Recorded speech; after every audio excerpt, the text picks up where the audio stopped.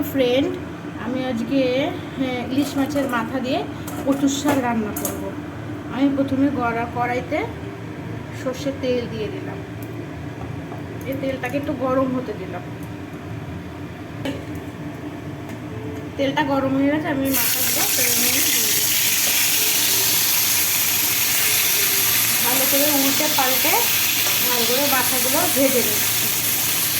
আমার ইলিশ মাছের মাথা ভাজা হয়ে গেছে, এবার আমি তুলে ফেলছি। এবার আমি ফোড়নে দেবো শুকনো লঙ্কা আর কালো জিরে। শুকনো লঙ্কাটা ভালো করে একটু ভেজে নিই।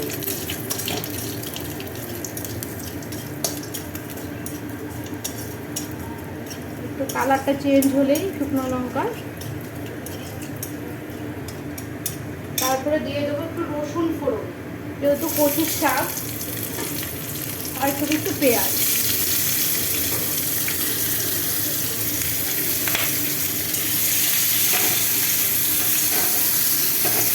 ভালো করে একটু ভেজে নিই, লাল লাল করে একটু ভেজে নেব। দিয়ে দেবো তাতে একটু নুন আর দেবো হলুদ।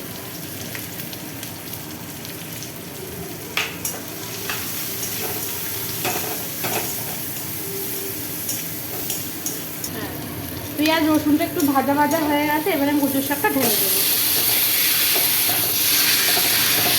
দিয়ে একটু নাড়াচাড়া ভালো করে একটু নাড়তে হবে, একটা সবার মতো ইয়ে হয়ে যায় মিশে। এবার দিয়ে দেবো মাছের মাথাটা।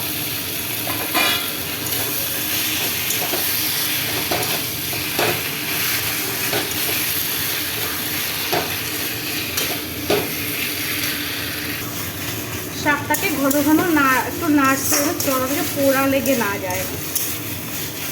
ঘন ঘন একটু নাড়তে হবে।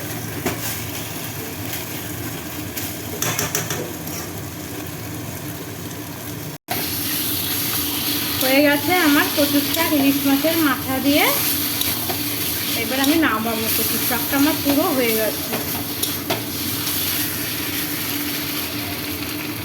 গ্যাসটা নিভিয়ে দিলাম, এবার প্লেটে বাড়বো। কেমন হয়েছে আমার কচুর শাকটা কমেন্ট করবে। এই যে আমার পুরো কমপ্লিট হয়ে গেছে। একটু ঝাল কম হয়েছে বলে একটু কুচি কুচি করে কাঁচা লঙ্কা দিয়ে দিয়েছিলাম। Thank you.